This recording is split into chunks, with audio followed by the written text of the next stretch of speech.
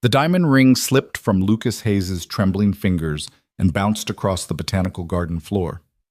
His 6-year-old son, Mason, gasped. Across from them, Ava Turner stood frozen, a single mother who'd walked into a blind date 1 year ago with nothing but a second-hand dress and a daughter she couldn't afford to feed.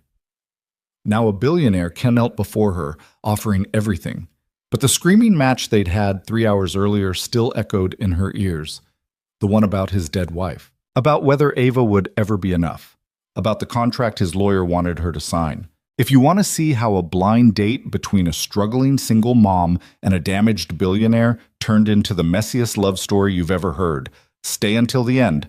Drop a like, comment what city you're watching from, and let's see how far this story travels. The restaurant was the kind of place Ava Turner had only seen in movies, the ones where beautiful people in beautiful clothes said beautiful things to each other while string quartets played in the background. Floor-to-ceiling windows overlooked the city skyline. White marble columns stretched toward ceiling murals that probably cost more than her annual salary. Even the air smelled expensive, like imported flowers and old money. Ava stood outside the entrance, her hand gripping Sophie's small fingers so tight her daughter squirmed. "Mama, you're hurting me." "Sorry, baby." Ava loosened her grip but didn't let go. She couldn't. If she let go, she might run. Her reflection stared back at her from the polished glass doors. The dress was nice enough, a simple black number she'd found at a consignment shop for $30. It fit well, looked clean. But standing here, watching actual wealthy people glide through those doors in clothes that cost more than her rent, Ava felt like a child playing dress-up. "Why are we just standing here?" Sophie asked. She was 5 years old, small for her age, with dark curls that Ava had spent 20 minutes trying to tame into something presentable. "I'm hungry." "We're waiting." For what? For courage, Ava thought. For a miracle. For her babysitter to magically uncancel, and for this whole nightmare evening to disappear. Her phone buzzed, a text from Claire, her best friend and the architect of this disaster. "Stop panicking. He's nice. I promise." Ava typed back with one hand. "I brought Sophie. Babysitter bailed." 3 dots appeared immediately. Then, "So what? If he's weird about it, he's not worth your time anyway." Easy for Claire to say. Claire didn't live in a 4th-floor walk-up with a broken elevator and neighbors who complained about every footstep. Claire didn't work 60-hour weeks at a law firm where she filed papers and made coffee, while lawyers with fancy degrees took credit for her research. Claire hadn't been abandoned by her daughter's father before Sophie was even born, left to figure out diapers and daycare and doctor visits completely alone. Claire had been married to her college sweetheart for 7 years. She had a house in the suburbs and a golden retriever and absolutely no idea what it felt like to show up to a blind date at the most expensive restaurant in the city with your kindergartner in tow because you literally had no other choice. "Mama," Sophie tugged her hand, "that man is looking at us." Ava glanced up. Through the glass, a tall man in a dark suit was indeed looking directly at them. He held the hand of a small boy, maybe 6 or 7 years old, who wore a miniature version of the same outfit. Tiny dress shirt, tiny slacks, tiny shoes that probably cost more than Ava's entire wardrobe. The man raised his hand in a small wave. Oh God, that was him. That was Lucas Hayes. Ava had Googled him, obviously. You didn't go on a blind date without doing basic reconnaissance. The searches had returned exactly what she'd expected. Lucas Hayes, 32, CEO of Hayes Technologies, estimated net worth somewhere north of $2 billion. There were photos of him at charity galas, tech conferences, ribbon-cutting ceremonies. Always in expensive suits. Always alone. Well, not always alone. There was one photo, older, grainier, of Lucas with a woman. Beautiful, blonde, smiling like she'd never known a sad day in her life. The caption identified her as Elena Hayes, past tense, Lucas's late wife. That photo had made Ava almost cancel the date. What was she supposed to do with a widowed billionaire? How did you compete with a dead woman who probably never had to choose between paying the electric bill and buying groceries? But Claire had insisted. He's lonely. You're lonely. Just have dinner. Worst case, you get a free meal. Except now Ava had dragged her daughter into it, and the billionaire was watching them stand outside like idiots, and the door opened. "Hi." Lucas Hayes stood in the entrance, his son beside him. Up close, he was more real than his photos. Taller, broader shoulders. There were tired lines around his eyes that the professional headshots had airbrushed away. "You must be Ava." "I'm so sorry." The words tumbled out before Ava could stop them. "My babysitter canceled last minute, and I tried to reschedule, but Claire said you'd already made the reservation, and I didn't want to be rude, but I completely understand if you want to just... It's fine." He smiled. It was a small smile, careful, like he didn't quite remember how the muscles worked. "I brought Mason." The little boy peered up at Sophie with dark, serious eyes. He didn't say anything. "This is Sophie," Ava said, desperate to fill the silence. "Sophie, say hello." "Hi." Sophie waved. "I like your shoes." Mason looked down at his feet. "Thank you. They're shiny." "Yes." "Can I touch them?" "Sophie," Ava started. "It's okay," Lucas said. He crouched down to Sophie's level. "Mason's shoes are pretty boring, but we have chocolate cake inside. Do you like chocolate cake?" Sophie's eyes went wide. "I love chocolate cake. Then we should probably go inside before someone else eats it all." He stood, offered his hand to Ava. She stared at it for half a second before remembering that people shook hands. His grip was firm, warm, professional. The hand of someone who signed billion-dollar contracts and closed deals that changed industries. It was also shaking slightly. Ava noticed it only because her own hands were trembling. She pulled away quickly, tucking her fingers against her sides where he wouldn't see. The hostess led them through the restaurant to a table by the windows. Ava tried not to gawk at the other diners. Women in jewelry that caught the light. Men in suits that fit like they'd been sewn directly onto their bodies. Everyone looked like they belonged here. Everyone except her. "I wasn't sure if you'd actually show up," Lucas said once they were seated. Mason had already pulled out a small book and started reading it silently. Sophie fidgeted in her chair, eyes darting around the room. "Why wouldn't I? Claire mentioned you were hesitant." "Claire talks too much." He smiled again, a real smile this time. "She does. She cornered me at a fundraiser last month and basically demanded I let her set me up with her incredible friend who deserves someone decent for once. I think her exact words were, 'You're rich and sad, she's poor and sad. Maybe you can be less sad together.'" Despite everything, Ava laughed. "That sounds like Claire. She's persistent." "You have no idea." The waiter appeared with menus that had no prices listed. Ava's stomach dropped. She'd looked up the restaurant beforehand, seen the reviews that casually mentioned $100 steaks and $50 cocktails. Her budget for the entire month's groceries was $300. Lucas must have noticed her expression. "Order anything you want, please. It's on me. I can pay for myself." "I'm sure you can, but I invited you here, so let me handle it." There was no condescension in his voice, no wealthy man doing charity edge to it, just a simple statement of fact. Still, Ava's pride prickled. She'd been taking care of herself and Sophie for 5 years. She didn't need anyone's pity, but she also couldn't afford a $50 entree. "Thank you," she said quietly. Sophie was busy trying to read the menu upside down. "Mama, what's foie gras?" "Foie gras," Lucas said gently. "It's fancy duck." Sophie wrinkled her nose. "I don't want fancy duck." "Neither do I." He caught the waiter's attention. "Can we get a kid's menu?" "Certainly, sir." When the waiter left, Lucas turned to Mason. "You doing okay, buddy?" Mason nodded without looking up from his book. "He's not big on new places," Lucas said to Ava. "Or new people. Or most things, really. Sophie's the opposite. She'd talk to a brick wall if it held still long enough." As if to prove her point, Sophie immediately leaned across the table toward Mason. "What are you reading?" Mason showed her the cover, some chapter book about dragons. "I can't read that good yet," Sophie announced, "but I'm learning. My teacher says I'm getting really good at sounding things out.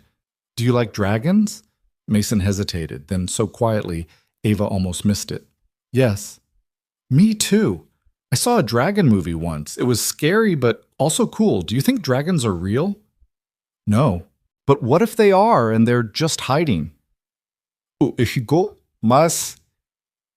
"Maybe." Lucas caught Ava's eye across the table.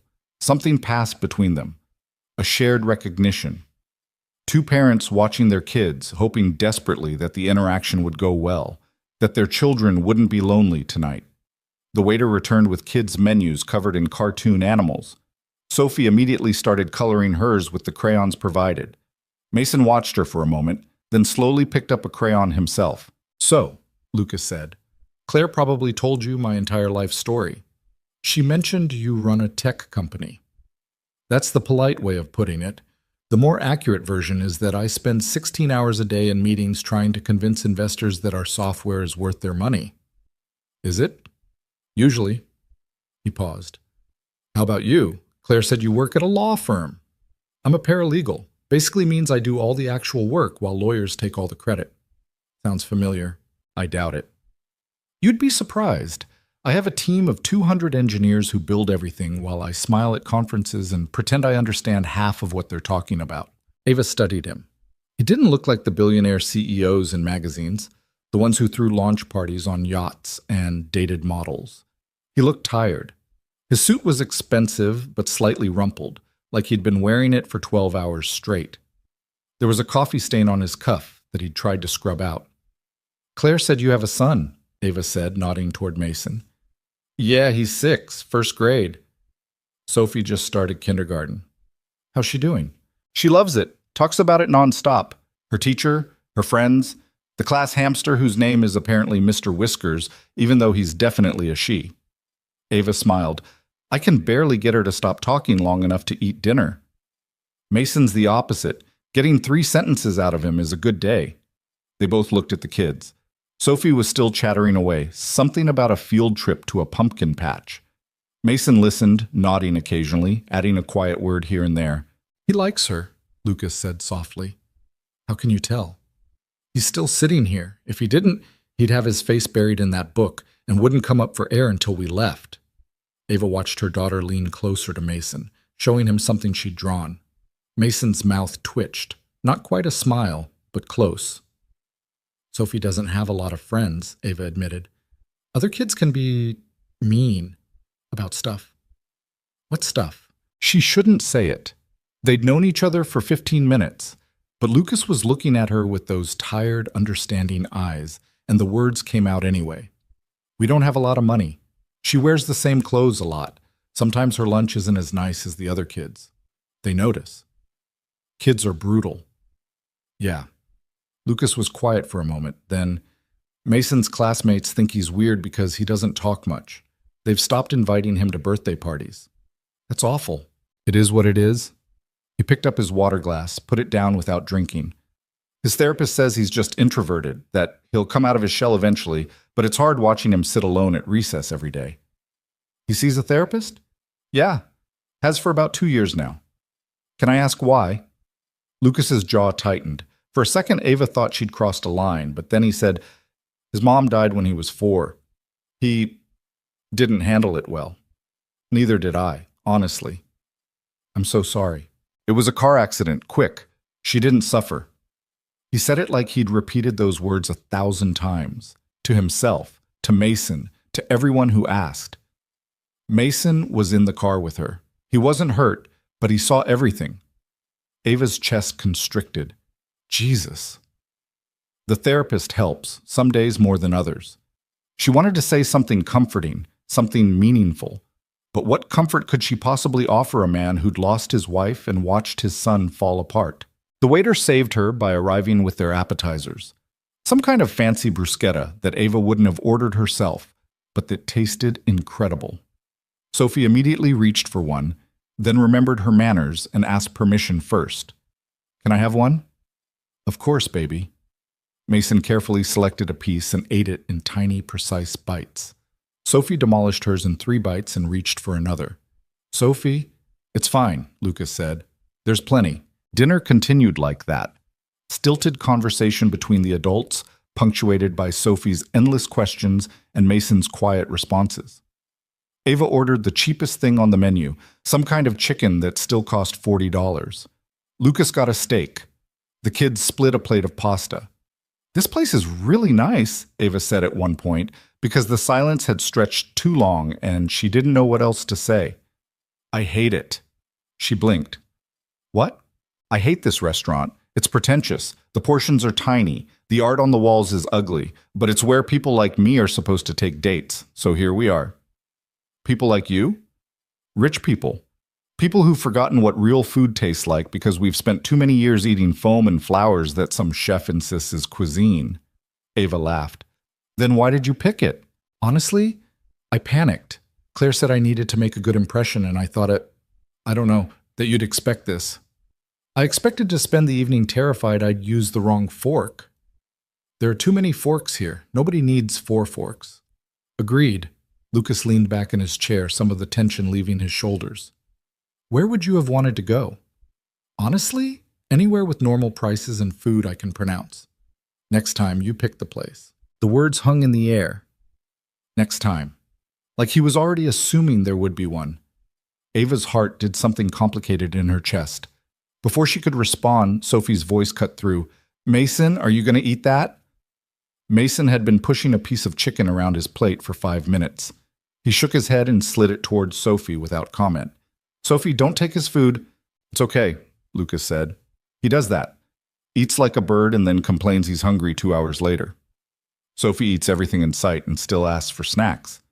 Maybe they should trade metabolisms. The kids ignored them, focused on their plates. Sophie had somehow convinced Mason to try her pasta, and now they were comparing notes on which shape of noodle was superior. Sophie argued for bow ties. Mason preferred spirals. It was possibly the longest conversation Ava had ever heard him have. Thank you for this, Lucas said quietly. For what? For showing up. For bringing Sophie. For not running away when you saw I'd brought Mason. Why would I run? Most people do. When they find out I have a kid, they disappear. It's easier to date someone without baggage. Ava snorted. If you wanted someone without baggage, you picked the wrong blind date. What's your baggage? She gestured at Sophie.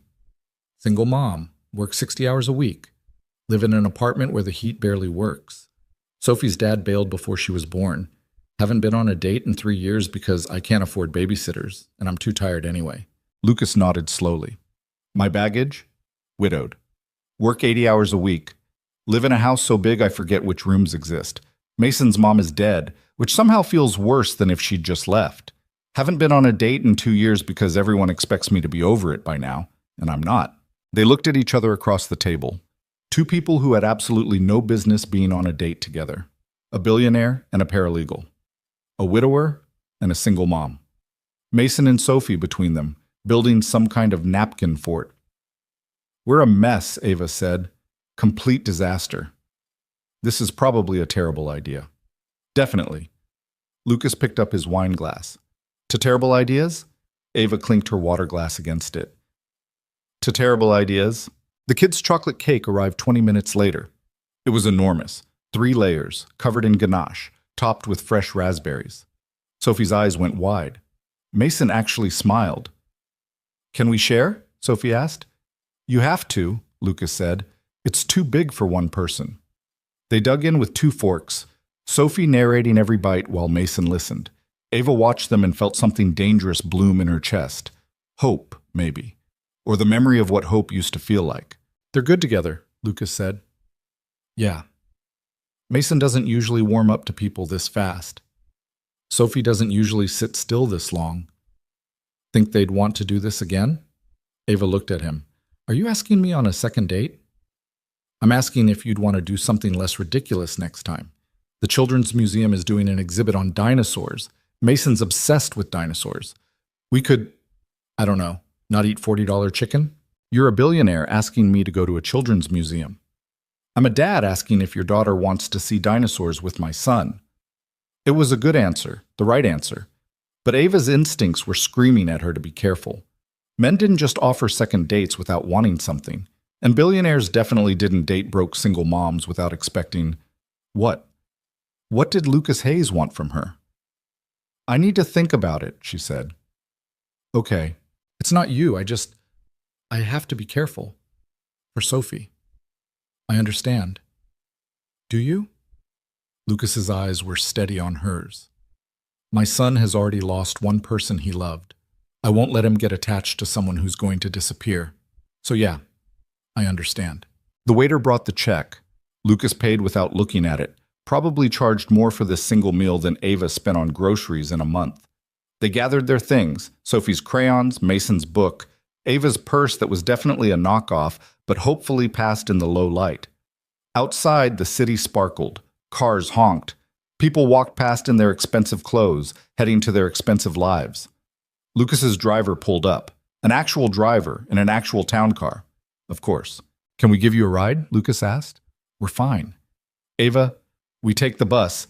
It's not a big deal." He looked like he wanted to argue, but Sophie was already tugging Ava toward the bus stop, chattering about Mason and chocolate cake and dinosaurs. And Lucas just stood there with his quiet son and his expensive car. "Text me," he called. "About the museum." Ava nodded but didn't promise anything. The bus was late. Sophie fell asleep against Ava's shoulder before they'd gone 3 blocks. Ava stared out the window at the city sliding past and tried not to think about the way Lucas had looked at her, like she was something other than a struggling single mom in a second-hand dress. Her phone buzzed. A text from an unknown number. "Thanks for tonight. Mason hasn't stopped talking about Sophie." Lucas. Then another. "That's a lie. He said maybe 6 words, but they were all about Sophie, so I'm counting it as progress." Ava smiled despite herself. She typed back, "Sophie hasn't stopped talking either. Apparently Mason is the nicest boy in the whole world." 3 dots appeared. Then, "He said Sophie is funny."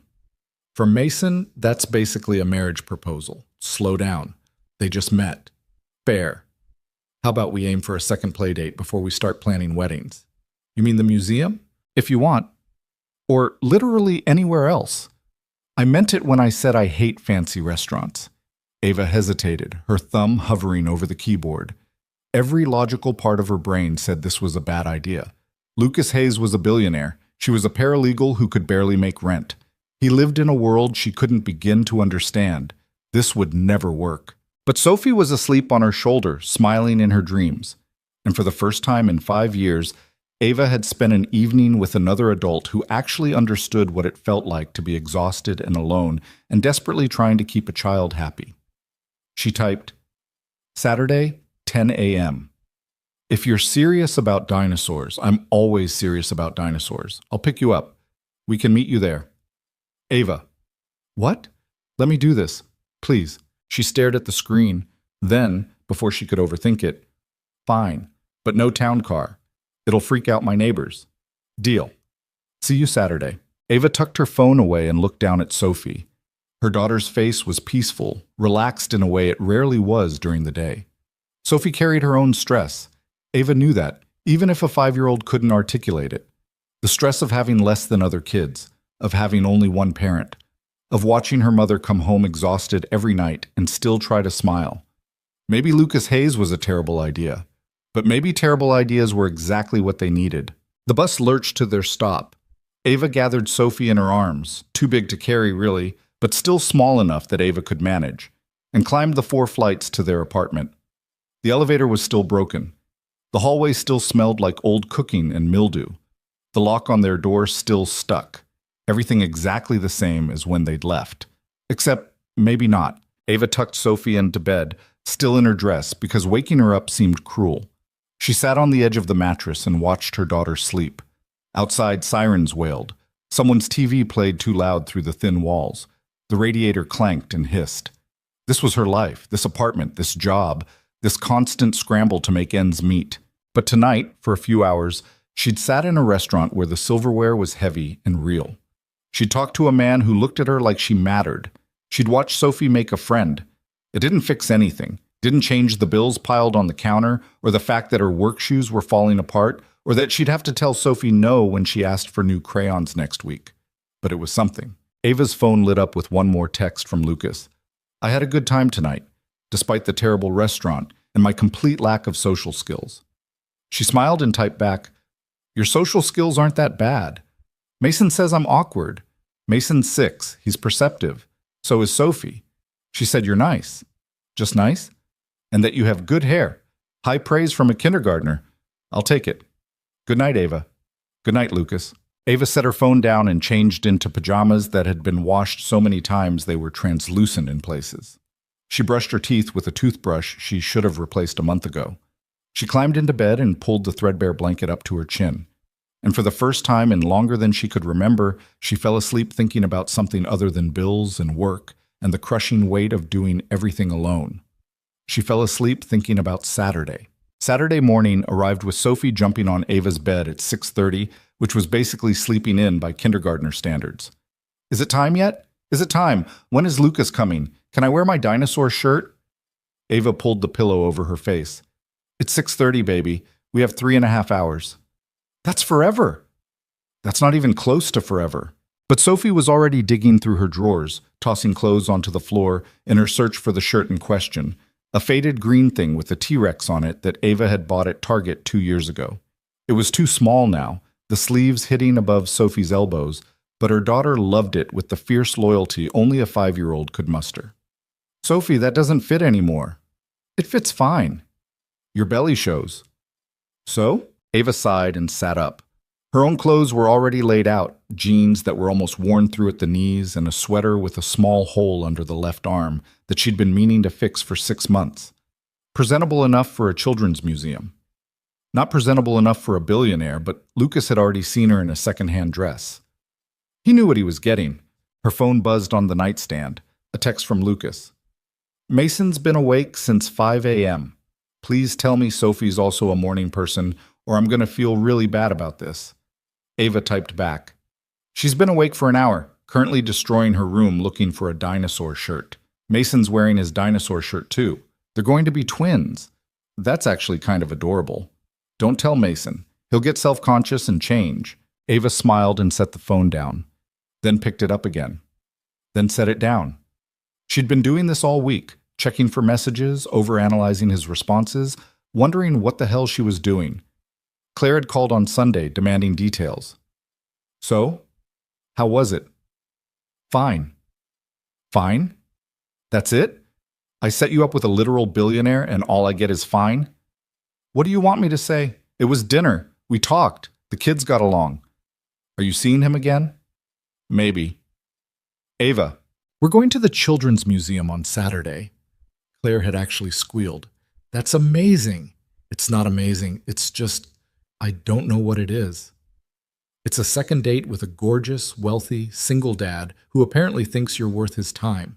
Do you know how many women would kill for this opportunity? Then they can have it." "I'm serious, Claire. This feels wrong." "Why?" "Because he's a billionaire and I'm broke. Because he lives in a completely different world. Because I don't know what he wants from me. Maybe he just wants to spend time with someone who understands what it's like to raise a kid alone. He's not alone. He has money. He can hire people." "Money doesn't fix loneliness, Ava." The words had stuck with Ava all week.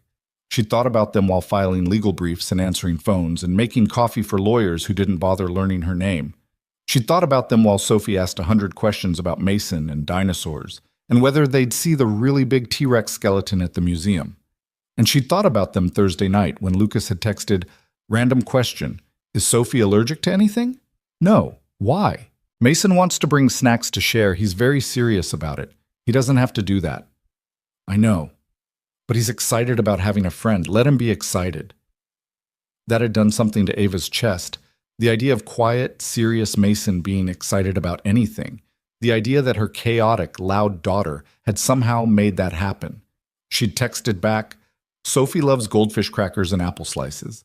Mason loves string cheese and grapes. We'll bring enough for everyone. This is very elaborate snack planning for a museum trip. You have no idea." Mason made a list with categories. I didn't know 6-year-olds could make categories. Now it was Saturday morning, and Ava was trying to get Sophie to eat breakfast while her daughter vibrated with excitement. "What if Mason doesn't remember me?" Sophie asked around a mouthful of cereal. "He'll remember you. What if he doesn't want to be my friend anymore? Then he has terrible taste." "Mama, be serious." Ava knelt down to Sophie's level.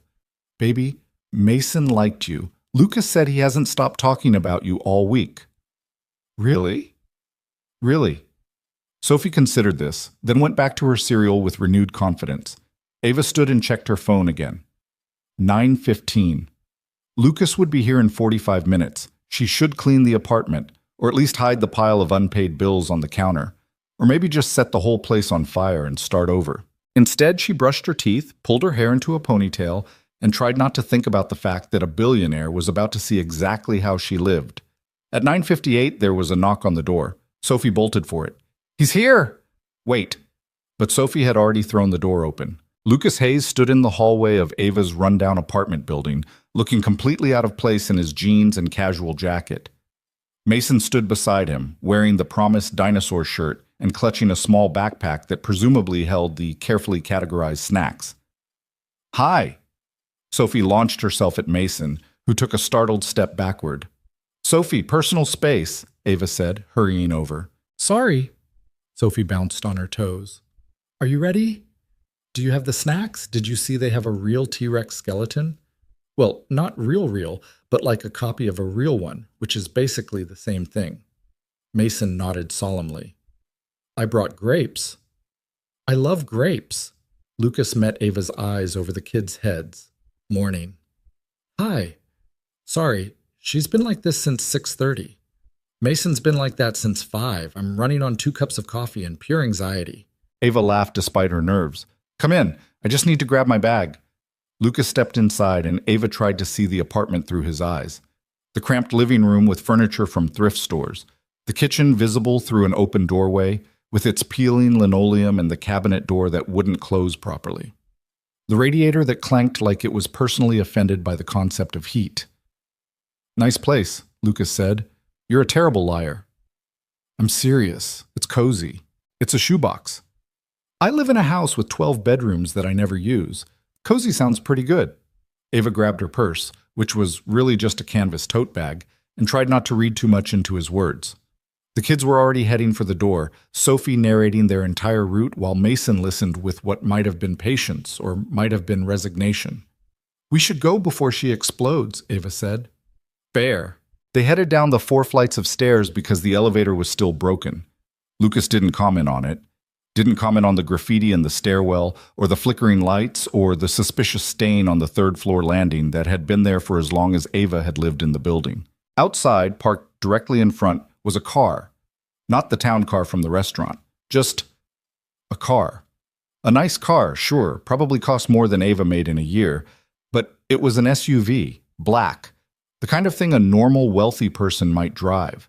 Not a statement. Not a billboard announcing Lucas Hayes' net worth. "You listened," Ava said. "You said no town car. I didn't think you'd actually—" "I listen."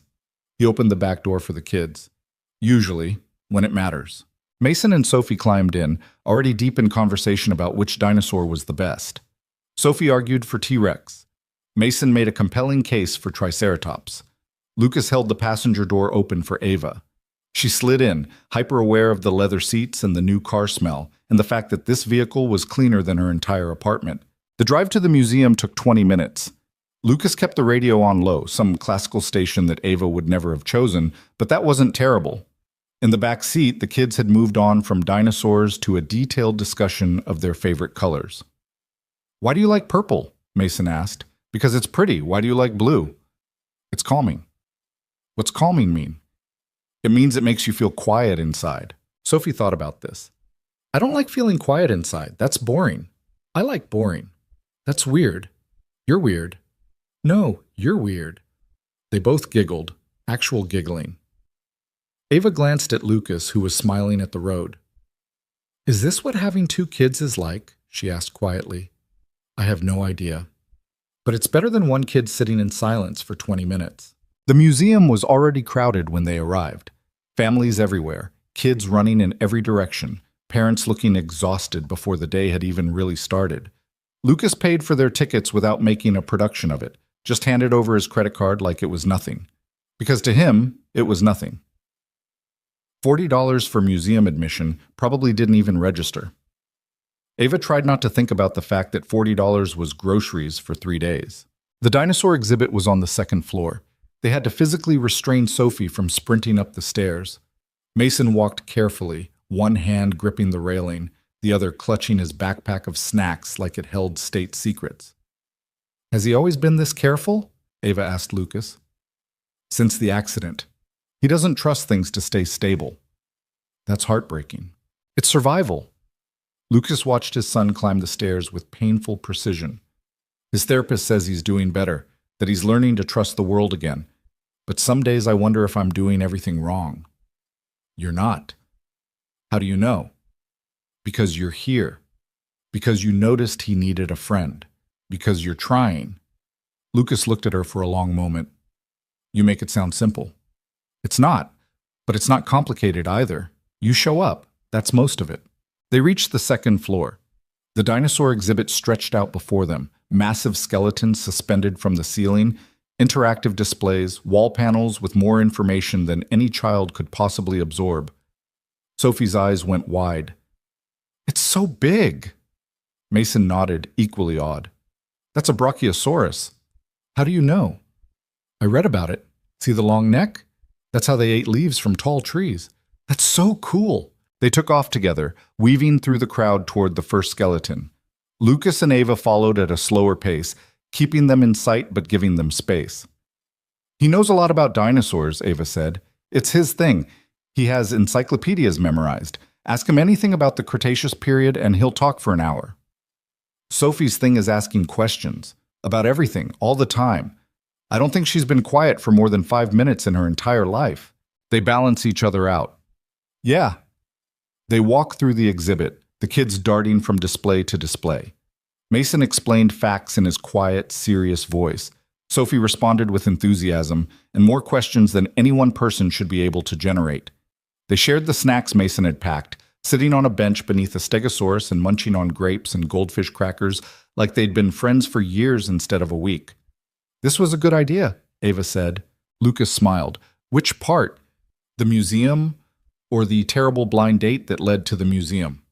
Both, maybe. Claire's going to be insufferable when she finds out this is working. Is it working? He looked at her. I think so. Is it? Ava watched Sophie lean against Mason, pointing at something in the guidebook he'd brought. Watched her daughter's face light up with genuine happiness. When was the last time Sophie had looked that comfortable with anyone? Yeah, Ava said softly. I think it is. They spent 3 hours in the museum. The kids saw every dinosaur, tried every interactive exhibit, watched a short film about extinction that made Sophie cry until Mason awkwardly patted her shoulder and told her that some dinosaurs probably made it and just evolved into birds. Really? Sophie sniffled. Really? Chickens are basically tiny dinosaurs. That makes me feel better. By the time they left, both kids were exhausted. Sophie fell asleep in the car within 5 minutes. Mason lasted 10 before his head drooped against the window. That was faster than I expected, Lucas said. Sophie never naps. This is a miracle. Should we wake them when we get to your place? Ava glanced back at her daughter. Give her 5 more minutes. She'll be a nightmare if we wake her too soon. Lucas nodded and kept driving, but instead of heading back toward Ava's apartment, he took a different route. Where are we going? Nowhere specific, just driving. Is that okay? It should have been weird, should have set off alarm bells, but the car was warm and the kids were asleep, and Ava was more relaxed than she'd been in months. It's okay, she said. They drove through the city in comfortable silence, past parks and coffee shops and the kinds of neighborhoods Ava couldn't afford to live in. Lucas didn't try to fill the quiet with conversation, just drove, occasionally checking the rearview mirror to look at Mason. Can I ask you something? Ava said eventually. Sure. Why did you say yes? To the blind date? Lucas was quiet for a moment. Claire ambushed me at a fundraiser, cornered me by the bar, and started talking about her friend who worked too hard and deserved someone decent. I tried to brush her off, but she was persistent. That's Claire. She said you'd probably say no, that you didn't trust people easily, especially men, that you'd been on your own for so long you'd forgotten how to let anyone help. Ava's chest tightened. She said that? She loves you. It was obvious. She wanted you to be happy. And you just agreed? Not at first. I gave her every excuse. Too busy, not ready. Mason wouldn't handle it well. But she looked me in the eye and said, You're lonely. She's lonely. Maybe you can figure it out together. Lucas smiled slightly. Same thing she apparently told you. She's not subtle. No, but she was right. Ava looked out the window. I almost canceled 3 times. Why didn't you? Sophie, she heard me on the phone with Claire talking about the date. She got so excited about the idea of me going somewhere nice. Picked out my dress, helped me with my hair. I couldn't disappoint her. I'm glad you didn't. Me too. The admission surprised Ava, but it was true. Sitting in this car, watching the city slide past, both their kids asleep in the back seat, this was the most normal she'd felt in years. Can I ask you something? Lucas said. Fair's fair. Sophie's dad. Is he in the picture at all? Ava's jaw tightened. No. I'm sorry, I shouldn't have. It's fine. You should know if we're doing this. She took a breath. His name was Derek. We dated for 2 years. I thought we were solid. Then I got pregnant and he disappeared. Literally. Moved out of his apartment, changed his number, blocked me on everything. I haven't heard from him since. That's awful? Yeah. I spent 6 months trying to track him down. Even hired a lawyer I couldn't afford. But he was gone. Completely off the grid. Does Sophie know? She knows she has a dad who isn't around. I told her he had to leave and couldn't come back. She's 5. She doesn't push for details yet. What will you tell her when she's older? The truth. That he was a coward who didn't deserve her. That she's better off without him. Ava's voice cracked slightly. That she's enough exactly as she is, even without him. Lucas reached over and squeezed her hand briefly before returning it to the wheel. The gesture was quick, almost impersonal, but Ava felt it in her entire body. For what it's worth, Lucas said, he's an idiot. Most men are. Fair point. They drove a few more blocks in silence. Then Lucas said, Elena, my wife. She was perfect. Everyone said so. Beautiful, smart, kind. She volunteered at animal shelters and baked cookies for school fundraisers and never forgot anyone's birthday. Sounds intimidating. She is. I don't know what tense to use. She's been gone for 2 years, but she's still everywhere. Her pictures are still on the walls. Her clothes are still in the closet. Mason still talks to her sometimes, when he thinks I can't hear. Have you thought about moving? Every day. But Mason's therapist says stability is important, that too much change will set him back. What do you want? The question seemed to surprise Lucas. He frowned, considering. I don't know. I've spent 2 years doing what's best for Mason. What I want doesn't really factor in. That's not sustainable. You're one to talk. When was the last time you did something just for yourself? Ava opened her mouth, closed it. Okay, fair. We're both a mess, complete disasters. And somehow we're responsible for raising tiny humans. Terrifying, isn't it? Lucas laughed. It was a real laugh, not the polite chuckle from the restaurant. Absolutely terrifying. In the back seat, Sophie stirred. Mama? Right here, baby. Are we home? Almost. Go back to sleep. But Sophie was already awake, blinking at the unfamiliar streets. Where are we? Just driving, Lucas said. Your mom said you needed a few more minutes. Sophie yawned. Is Mason still asleep? Yes. He's a good sleeper. I'm not a good sleeper. Mama says I fight bedtime like it's trying to kill me. Bedtime is boring, Lucas said seriously. I don't blame you for fighting it. Sophie grinned. See, Mama? Lucas understands. Lucas is not helping, Ava said. I'm being honest. You're being difficult. That too. Sophie giggled and Lucas caught Ava's eye, smiling. Something passed between them. Some understanding that this easy banter, this comfortable teasing, was the kind of thing that could become dangerous if they weren't careful, because it felt too good, too natural, too much like something Ava couldn't afford to lose. Lucas pulled up in front of Ava's building 20 minutes later. Mason woke up as the car stopped, disoriented and cranky until he saw where they were. We're at Sophie's house, he said, like he was cataloging a fact. We are, Lucas confirmed. Can I come back? The question was so quiet, Ava almost missed it. Lucas clearly heard it, though, because his hands tightened on the steering wheel. Do you want to come back? He asked his son. Mason nodded. Then we'll figure it out. Sophie was already unbuckling her seatbelt. Can Mason come to my house next time? We have a park across the street. It's not fancy, but it has swings. Ava glanced at Lucas, expecting him to make an excuse. Rich people didn't bring their kids to rundown parks in bad neighborhoods. But Lucas just said, that sounds great. When? Really? Why not? Because there were about 50 reasons why not. Because Lucas lived in a mansion and Ava lived in a fourth-floor walk-up. Because Mason probably had playdates at country clubs and private playgrounds. Because this whole thing was insane. But Sophie was looking at her with those huge, hopeful eyes, and Mason was watching them both with the first real animation Ava had seen from him, and Lucas was waiting for an answer. "Next Saturday," Ava heard herself say, "if it's not raining." "Perfect," Lucas smiled. "We'll bring lunch." "You don't have to—" "We're bringing lunch." Mason's already planning the menu in his head. I can tell. Mason nodded seriously. "Sandwiches and chips and juice boxes." "Very thorough," Ava said. They got out of the car. Sophie hugged Mason goodbye, who tolerated it with only minimal awkwardness. Lucas walked Ava to the building entrance. "Thanks for today," he said. "I should be thanking you. You paid for everything." "Stop doing that." "Doing what?" "Keeping score. It's not a transaction." "Then what is it?" Lucas looked at her, his expression unreadable. "I don't know yet, but I'd like to find out." Before Ava could respond, he turned and headed back to the car. She watched him drive away, Sophie chattering beside her about dinosaurs and museums and whether Mason liked pizza because they should definitely have pizza next time. Upstairs, the apartment felt smaller than usual, quieter.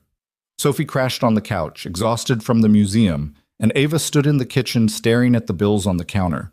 Rent was due in a week. She was short. Again, her phone buzzed. Lucas. "Mason wants to know if Sophie likes pepperoni or cheese pizza." Ava smiled despite the knot in her stomach. "Pepperoni. Always."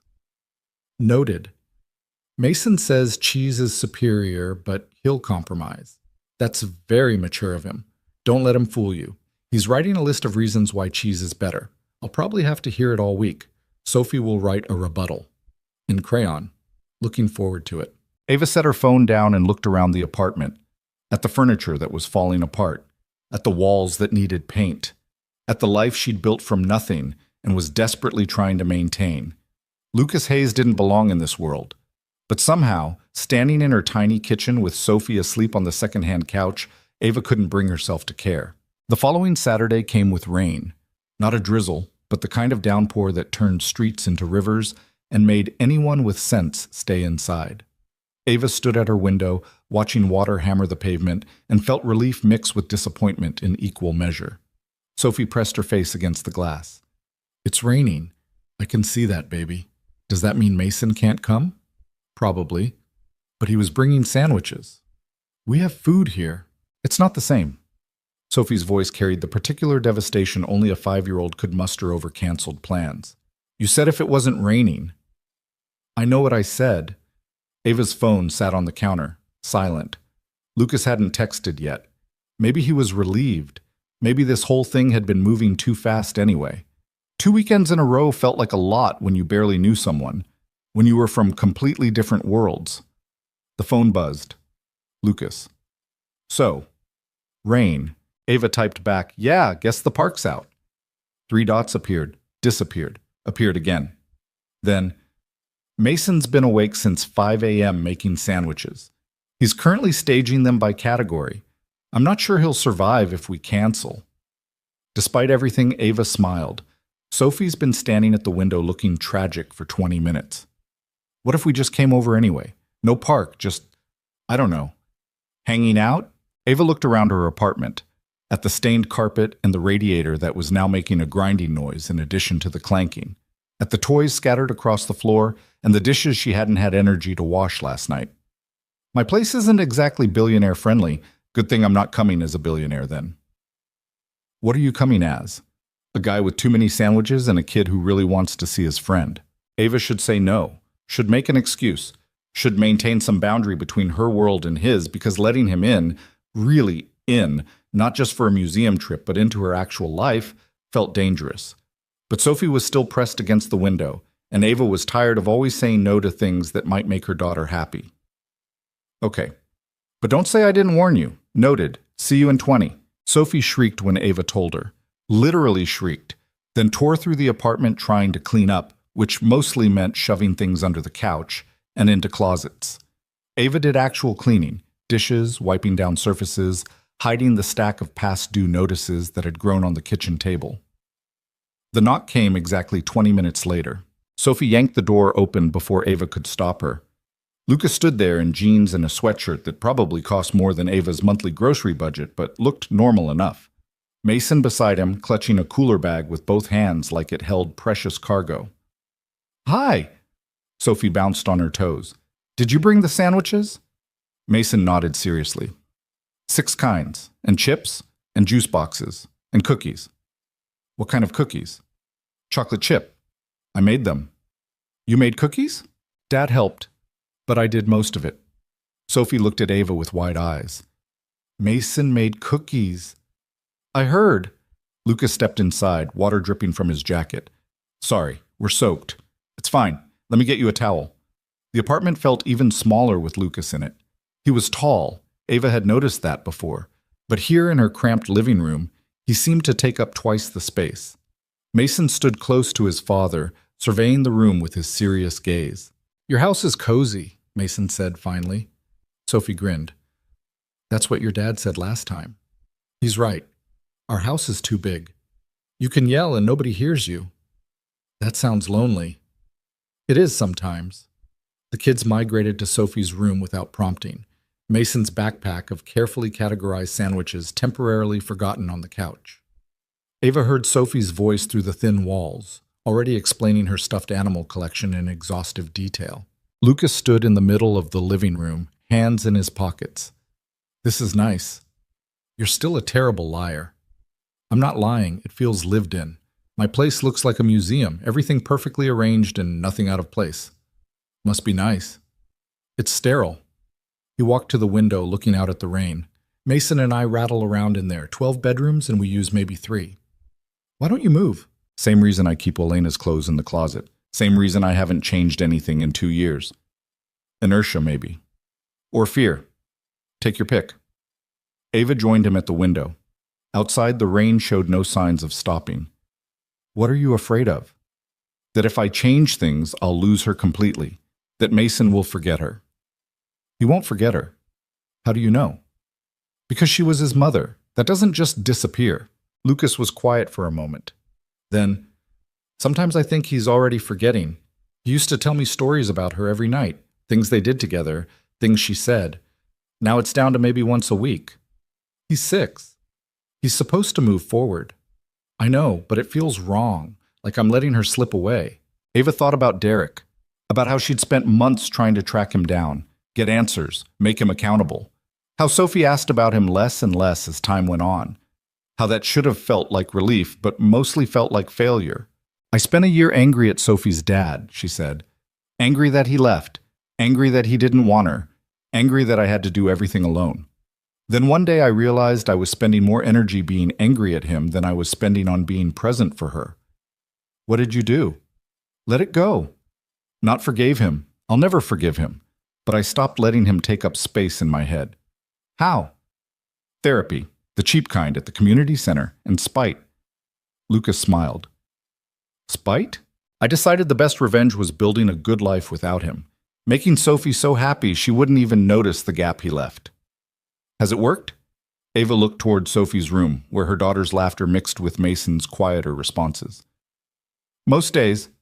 They stood at the window in comfortable silence. The radiator clanked and groaned. The rain kept falling. From Sophie's room came the sound of toys being moved around, elaborate games being constructed. "Can I ask you something?" Lucas said. "Sure." "That first night, at the restaurant, you almost left, didn't you?" Ava nodded. "I stood outside for 10 minutes trying to convince myself to just go home." "What changed your mind?" "Sophie saw you through the window, saw Mason. She said, 'Mama, that boy looks sad. Maybe we can make him smile.'" Ava's voice caught slightly. "How do you say no to that?" "You don't." "No, you don't." Lucas turned to face her. "I'm glad you didn't leave." "Yeah? Yeah." The moment stretched between them. Ava was suddenly aware of how close they were standing, how easy it would be to close the gap, how badly some part of her wanted to. A crash from Sophie's room broke the spell. "I'm okay," Sophie called. "The tower just fell."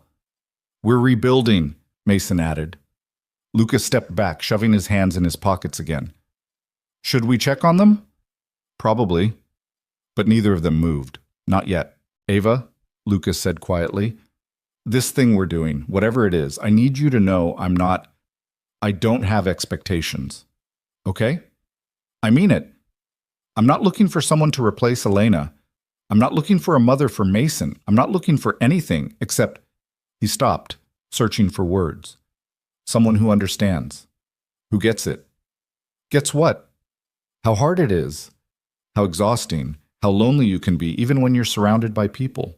Ava understood that, more than she wanted to admit. I get it, she said. So we're on the same page? We're somewhere in the same book, at least. He smiled. Good enough. The afternoon unfolded slowly. The kids played in Sophie's room, building towers, creating elaborate storylines for her stuffed animals, occasionally emerging to request snacks from Mason's carefully packed cooler. Lucas and Ava migrated to the kitchen table, talking in fits and starts about nothing particularly important. Work, the city, the weather. Safe topics that didn't require vulnerability. But between the words, something else was happening. Lucas fixed her leaking faucet without being asked. Ava didn't protest. He noticed the crack in her window frame and asked if she'd told her landlord. She said she had, twice, and the landlord hadn't responded. That's illegal. So is a lot of what he does. But I need this place, so I don't push. Lucas's jaw tightened, but he didn't argue. Just pulled out his phone and typed something Ava couldn't see. Around 2, they finally broke out Mason's sandwiches. The kids had specific opinions about every variety. Sophie preferred turkey and cheese. Mason lobbied hard for peanut butter and jelly. They compromised by trying everything and ranking them by committee. This is very serious business, Ava observed. Mason takes sandwiches seriously, Lucas said. Last week he spent an hour explaining why diagonal cuts are superior to vertical. What's the verdict? Diagonal, obviously. Sophie nodded sagely. The triangle shape makes it taste better. That's not scientifically possible, Ava said. But it's true, Sophie insisted. Mason backed her up with surprising passion. The shape changes how your mouth interacts with the sandwich. It's basic geometry. Lucas caught Ava's eye. 6 years old and citing geometry. Sophie thinks the alphabet is too many letters. They balance out. After lunch, the kids wanted to watch a movie. Ava's TV was small and old, the picture slightly fuzzy, but neither child complained. They settled on the couch with Mason's cookies. Sophie pressed against his side like they'd been friends for years instead of weeks. Lucas and Ava retreated to the kitchen, ostensibly to clean up, but really just to give the kids space. They're good together, Lucas said, watching them through the doorway. Yeah, Mason hasn't had a friend in a long time. I mean, he has classmates, but not someone he actually likes. Sophie's the same. Other kids think she's too much, too loud, too energetic, too many questions. Mason probably thinks that too, but he likes it anyway. Ava smiled. Sophie thinks Mason's mysterious, like a puzzle she gets to solve. She might be waiting a while. I've been trying to solve him for 6 years. They washed dishes that didn't need washing, put away food that was already put away. Anything to keep their hands busy and avoid the fact that this quiet domestic scene felt dangerously comfortable. I should probably tell you something, Lucas said eventually. Ava tensed. Here it was, the catch, the revelation that would make this whole thing make sense. He was moving. He was getting back together with someone. He'd realized this was a mistake. Okay, my team found out about you, about us, about the dates. How? Doesn't matter, but they're concerned. Why? Because I'm a billionaire and you're not. Because any relationship I have is potentially exploitable. Because they think you might be after my money. The words hit like a slap. Ava set down the dish she was holding carefully, not trusting herself to hold on to it. And what do you think? I think they're paranoid. I think they're paid to see threats everywhere. I think... He stopped, ran a hand through his hair. I think I don't care what they think. That's nice, but they clearly care enough to investigate me. They didn't investigate you. Then how did they find out? Lucas had the grace to look uncomfortable. Someone saw us at the museum, took pictures. They're not public, but they exist. Pictures of me and Sophie. Yes. Does that mean your team knows where I live, where Sophie goes to school, how much I make? Probably. Ava laughed, but there was no humor in it. That's insane. You know that, right? This whole thing is insane. I know. I'm a paralegal who can barely make rent. Your people think I'm some kind of gold digger. I don't think that. But they do, and they're in your ear. How long until you start wondering if they're right? Lucas crossed to her, stopped a foot away, close enough that she had to look up to meet his eyes. I won't wonder. I know better. How? Because you tried to pay for your own museum ticket. Because you refused a ride home. Because you're wearing jeans with holes in them, and you don't care that I can see. Because... He stopped, his voice softening. Because you're here. You keep showing up even though every logical part of your brain is probably screaming at you to run. Ava wanted to argue, wanted to protect herself with anger, but he wasn't wrong. This is complicated, she said. I know. Your team is going to make it more complicated. Probably. Sophie can't get hurt. If this falls apart, if you decide it's too messy or too risky or too whatever, I can handle that. But Sophie can't. Neither can Mason. They stared at each other, two people who had no business being in this situation, two people who were doing it anyway. So what do we do? Ava asked. Keep going. Carefully. We tell the kids we're friends, just friends. We don't make promises we can't keep. And if it doesn't work out, then we were friends who stopped spending time together. It happens. It was logical, reasonable, the smart thing to do. It also felt like a lie. Because whatever was happening between them didn't feel like friendship. It felt like standing on the edge of something vast and terrifying and possibly wonderful. Okay, Ava said. Friends. Friends. Lucas offered his hand. Ava shook it, hyper-aware of his grip, the warmth of his skin, the way his thumb brushed across her knuckles before he let go. From the living room, Sophie called, Mama, this is the good part. They returned to find both kids glued to the screen, where animated characters were doing something that required a soundtrack of dramatic music. Mason had somehow acquired Sophie's favorite stuffed bear and was holding it absently. Sophie had her head on his shoulder. Ava's chest ached looking at them. The movie ended. The rain didn't. Lucas checked his phone and frowned. We should probably head out soon. Because of the rain? Because I have a meeting at 6. On Saturday? Unfortunately. Mason's face fell. Already? I'm sorry, buddy, but we'll see Sophie again soon. When? Lucas looked at Ava. When's good for you? Every instinct screamed to put distance between them, to take a week, maybe 2, to think about what his team had said and what it meant and whether she could really do this. But Sophie was looking at her with such hope, and Mason's small hand had found his father's, and Lucas was waiting for an answer. Next weekend? Ava heard herself say. Sophie bounced. Really? If it's okay with Lucas and Mason. It's okay with us, Lucas said. More than okay. They gathered their things, Mason's empty cooler, the containers that had held sandwiches. Sophie insisted on walking them to the door, chattering the entire time about the movie and the rain, and whether they'd ever seen a rainbow, because sometimes after rain there were rainbows. At the door, Mason turned to Sophie. Thank you for today. You're welcome. Thank you for the cookies. You can have the rest. We made too many. Really? Really? Lucas handed Ava the container of cookies. Their fingers brushed. Ava pulled away quickly. Thanks for letting us crash your day, Lucas said. Thanks for the sandwiches and the cookies and fixing my faucet. I didn't fix it. I just tightened something. Still counts. They stood in her doorway, rain visible beyond the building entrance, the hallway dim and narrow around them. Ava was aware of Sophie watching, of Mason tugging his father's hand, of the moment stretching too long. I'll text you, Lucas said.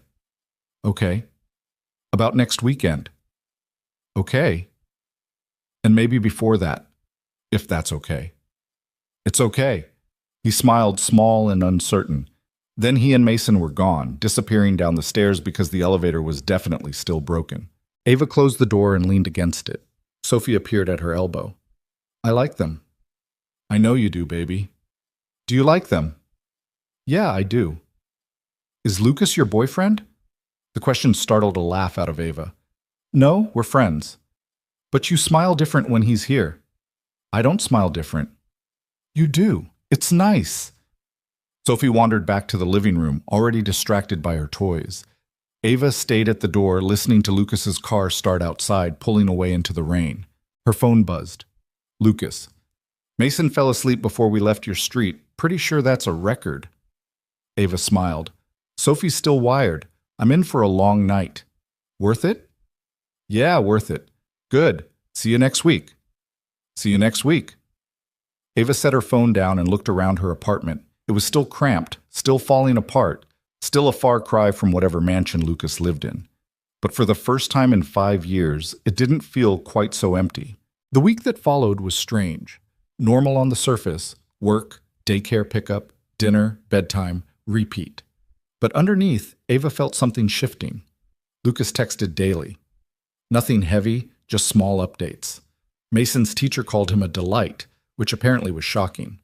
Sophie lost a tooth and demanded to write Mason a detailed letter about the experience. Thursday night, Ava's landlord finally responded to her complaints about the window, with an eviction notice. She stared at the paper, reading it 3 times to make sure she understood. 60 days to vacate. No specific reason given, which meant he didn't need one, just a form letter and a signature. Ava sat on her bed, the notice in her hands, and tried not to panic. She couldn't afford to move. First month, last month, security deposit. That was 3 months' rent she didn't have. And apartments in this city were expensive. Even the bad ones. Even the ones with broken elevators and clanking radiators and landlords who didn't fix things. Her phone rang. Lucas. She almost didn't answer, but he'd called instead of texted, which meant something was wrong.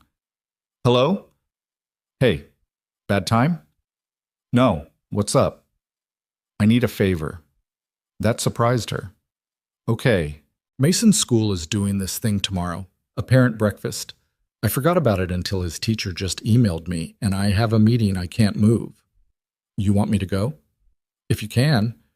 I know it's short notice, I know it's weird, but Mason specifically asked if you could come, and I don't know how to say no to him when he actually asks for things. Ava looked at the eviction notice, at her cramped apartment that wouldn't be hers much longer, at the life she'd built that was crumbling faster than she could shore it up. What time? She asked. 8. I'll text you the address. And Ava? Yeah? Thank you. She hung up and stared at the eviction notice for another minute. Then she folded it carefully, put it in her desk drawer, and went to check if she had anything clean to wear to a school breakfast at whatever expensive private school Mason probably attended. Tomorrow's problems could wait. Tonight, she had to figure out how to be present for a 6-year-old who'd specifically asked for her, even if her own life was falling apart. Mason's school looked exactly like Ava expected a school for rich kids to look.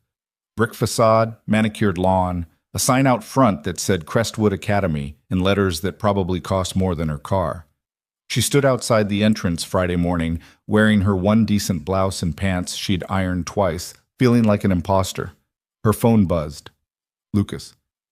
You there? Outside. Trying to work up the courage to go in. Why do you need courage? It's just a breakfast. It's a breakfast at a school that probably costs more per year than I make. Don't think about that. Mason's waiting for you. Room 104. Ava took a breath and pushed through the doors. The hallway was pristine. Polished floors, art projects displayed behind glass frames, a trophy case that looked like it belonged in a museum. Parents milled around in expensive casual wear, the kind of clothes that looked effortless but definitely weren't. Women in cashmere sweaters and designer jeans, men in polo shirts that fit too well to be off the rack. Ava found room 104 and stopped in the doorway. The classroom was full of parents and kids sitting at small tables decorated with construction paper placemats. A buffet table held pastries and fruit and coffee in an actual carafe. Most of the seats were taken. Most of the parents looked like they belonged there. Then she saw Mason. He sat alone at a table near the back, his placemat carefully colored in blue and green stripes. When he spotted Ava, his whole face changed. Not quite a smile. Mason didn't smile easily, but something close. He waved. Ava waved back and made her way through the crowd of parents who barely glanced at her. She slid into the seat across from Mason. Hi. You came, Mason said. Of course I came. You asked. Dad said you might be busy. I'm never too busy for you. Mason studied her with those serious dark eyes. You look tired. Rough week. Me too. We had a math test. How'd you do? Perfect score. But it was stressful. Despite everything, Ava smiled. I bet. A woman approached their table. Mid-30s, blonde, wearing a sweater that probably cost more than Ava's rent. She looked at Ava with polite confusion. I don't think we've met. I'm Jennifer, Tyler's mom. She gestured to a boy at the next table who was building a tower out of napkins. Ava, I'm here with Mason. Jennifer's eyes flickered to Mason, then back to Ava. Oh, are you his nanny? The word hit harder than it should have. Ava kept her voice even. Friend of the family. How nice. Jennifer's smile didn't reach her eyes. Lucas couldn't make it? Work emergency. Of course. He's always so busy. Poor Mason, having to deal with that. She said it like sympathy, but it felt like judgment. Like Mason was some tragic figure instead of a normal kid with a dad who worked a lot. Mason's hand found Ava's under the table. Small, warm, squeezing once. Mason's doing great, Ava said firmly. He told me about his math test. Perfect score. Mason's very smart, Jennifer agreed, though Tyler mentioned he doesn't really play with the other children at recess. I like reading, Mason said quietly. Of course you do, sweetie, but it's important to socialize too. Jennifer patted his shoulder in a way that made Ava's teeth clench. Anyway, lovely to meet you, Ava. Enjoy the breakfast. She swept away to join a cluster of other mothers who immediately started whispering. Ava didn't need to hear them to know what they were saying. The new woman with Mason, too young to be his mother, not dressed right, definitely doesn't belong. I don't like her, Mason said once Jennifer was out of earshot. That's not nice. It's true, though. She's always asking Dad questions about Mom, like it's her business. Some people don't have boundaries. What's boundaries? Lines you don't cross. Things you don't ask about because they're private. Mason nodded slowly. I wish more people had those. They filled plates from the buffet. Mason took one of everything with the same methodical precision he applied to sandwich categories. Ava grabbed a muffin and coffee that was shockingly good for school breakfast. How's Sophie? Mason asked. Chaotic as usual. She lost a tooth. Did she write me about it? 3 pages. With illustrations. I want to read it. I'll make sure she brings it tomorrow. Tomorrow's Saturday. I know. Mason's face did that almost smile thing again. We're still coming over? Unless you have better plans. I don't have any plans, just you and Sophie. The simple statement made Ava's chest tight. She thought about the eviction notice, about the fact that by the time Lucas and Mason came over tomorrow, she'd have told Lucas about it. Would have to tell him, because keeping secrets felt wrong even if the truth was humiliating. Mason's teacher stood at the front of the classroom and clapped her hands. Good morning, everyone. Thank you so much for joining us today. We're going to do a little activity where the children share what makes their family special. Ava's stomach dropped. This was a bad idea. She shouldn't be here for this. This was parent territory, and she wasn't Mason's parent. She was just... what? A woman who'd been on a few dates with his dad? Someone who'd known this kid for less than a month? But Mason's hand found hers again under the table, holding tight. The teacher called on kids one by one. Tyler talked about his family's ski trips. A girl named Emma described her dad's restaurant. Each child had something prepared, something practiced. Each parent beamed with pride. Then the teacher called on Mason. He stood slowly, still holding Ava's hand, pulling her up with him. This is Ava, Mason said to the class. She's Sophie's mom. Sophie is my friend. Ava came because my dad had work, but that's okay because Ava is nice and she doesn't ask too many questions. A few parents chuckled. The teacher smiled warmly. What makes your family special, Mason? She prompted. Mason thought about it. My dad works a lot, but he always comes home, and he tries really hard even when things are sad. And now we have Ava and Sophie, who make things less sad. The classroom went quiet. Ava's throat closed up. Mason sat back down, seemingly unaware that he'd just gutted every adult in the room. The teacher cleared her throat, blinked a few times, and called on the next child. After the breakfast ended, Ava walked Mason to his classroom. Other kids pushed past them, parents calling out goodbyes. Mason stopped at his cubby and pulled out a folder. This is for Sophie. Inside was a drawing. Mason and Sophie as stick figures, holding hands under a rainbow. The colors were perfectly inside the lines. She'll love it. Tell her the rainbow is because she said we should look for one, after the rain. I'll tell her. Mason hesitated, then stepped forward and hugged Ava quickly before pulling back, embarrassed. Thanks for coming. Any time, Mason, I mean that. She waited until he was safely in his classroom before heading back to her car. In the parking lot, she sat behind the wheel and let herself feel everything she'd been holding back. The weight of Mason's small hand in hers, the way he'd called her and Sophie part of what made his family special, the eviction notice waiting at home. Her phone rang. Lucas. How'd it go? Fine. That doesn't sound fine. Mason did great. He's a good kid. But, Ava closed her eyes. I need to tell you something. Okay. Not over the phone. Tomorrow. When you come over. Ava, you're scaring me. It's nothing about us, or the kids. It's just, I'm dealing with something and you should know about it. Lucas was quiet for a moment. Do you need help? I don't know yet. If you need help, I can... Lucas, please, tomorrow. Okay, tomorrow. He paused. Mason texted me. He used complete sentences. About you. Despite everything, Ava smiled. What'd he say? That you came, that you held his hand, that you're nice. Lucas's voice softened. He doesn't say things like that about people, ever. He's easy to be nice to. Not according to Jennifer Morrison, who apparently cornered you. She was fine. She asked if you were the nanny. How did you... Mason told me. In detail. Including the part where she was rude and nosy. He said that? Direct quote. I'm weirdly proud. Ava laughed, surprising herself. Your kid has good instincts. He likes you. That's all the instinct I need. They said goodbye, and Ava drove home through morning traffic. The apartment felt smaller when she walked in. The eviction notice was still in her desk drawer. She had 60 days. 60 days to find a new place, come up with thousands of dollars she didn't have, and figure out how to tell Sophie they were moving. She picked up her phone and called Claire. I'm getting evicted. Claire swore. When? 60 days. Why? Landlord didn't say. Probably because I complained about the window. That's illegal.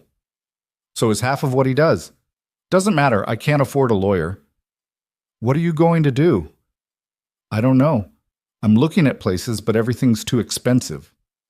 Have you told Lucas? Not yet. Ava, I'm telling him tomorrow. I just need to figure out how to say it without sounding like I'm asking for money. Maybe he could help. No. Why not? Because his team already thinks I'm after his money. Because accepting help makes this something it's not. Because... Ava stopped.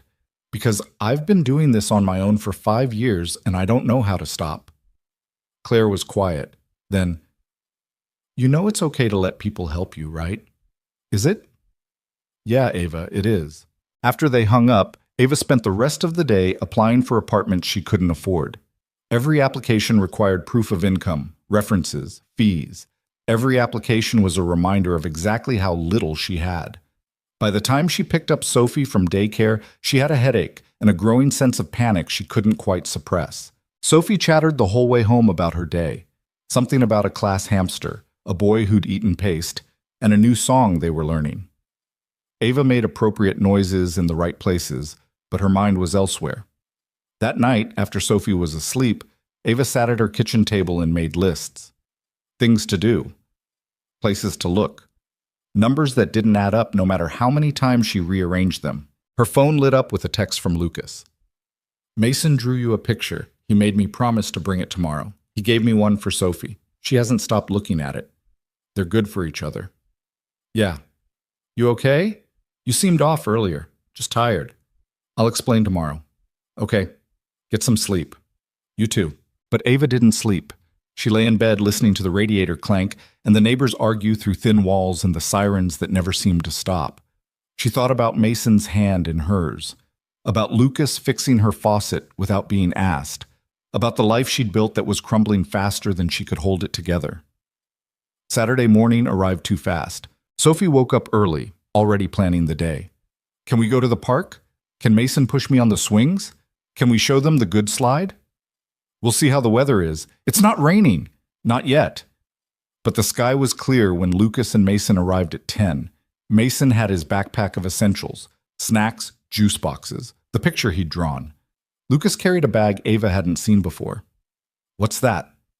Mason insisted we bring lunch. Again, he's worried you don't have enough food. I have food. He's 6. Logic doesn't work. The kids immediately disappeared to Sophie's room. Lucas set the bag on the counter and turned to Ava. Okay, talk to me. Ava pulled the eviction notice from her desk drawer and handed it to him. Lucas read it once, then again. His jaw tightened with each word. When did you get this? Thursday. And you didn't tell me? I'm telling you now.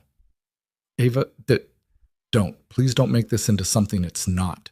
This is your landlord illegally evicting you for reporting safety violations. That's exactly what this is. I can't prove it's illegal, and I can't afford a lawyer even if I could. Lucas set the notice down carefully. How much do you need? For what? To fight this. To move. Whatever you need. I'm not taking your money. Why not? Because that's not what this is. Ava gestured between them. This thing we're doing, I'm not with you because you're rich. I know that. Your team doesn't. I don't care what my team thinks. Well, I do. The words came out louder than Ava intended. She lowered her voice. If I let you pay my rent or find me an apartment or whatever billionaire solution you're thinking of, it proves them right. It makes me exactly what they think I am. So you'd rather be homeless? I'd rather figure it out myself. Lucas stared at her. That's the stupidest thing I've ever heard. Excuse me? You have a daughter. You're being evicted. You need help, and you're refusing it because of pride. It's not pride. It is. It's pride and fear, and whatever else is telling you that accepting help means you're weak. You don't understand. Then explain it to me. Ava's hands were shaking. I've been doing this alone for 5 years. 5 years of figuring it out, making it work, keeping Sophie safe and fed and happy on nothing. That's who I am. That's the only thing I'm actually good at. And if I let you swoop in with your money and fix everything, then what am I? Someone who accepted help when she needed it. Someone who proved your team right. Lucas moved closer. My team can go to hell. Easy for you to say. They work for you. They live in your world. I don't. You could. The words hung between them. What? Ava said quietly. Lucas ran a hand through his hair. Nothing. Forget it. No, say it. What did you mean? I meant... He stopped, started again. What if you didn't have to worry about rent? What if you and Sophie moved somewhere safe, somewhere good, and it wasn't about pride or teams or proving anything? You mean move in with you? I have 12 bedrooms. No. Why not? Because we've known each other for a month. Because Sophie and Mason need stability, not adults making impulsive decisions. Because... Ava's voice cracked. Because I can't be another thing you lose. Lucas looked like she'd hit him. What? You lost Elena. You're terrified of losing Mason. If I move in and it doesn't work out, I become another person who left. Another hole in your life. And I can't...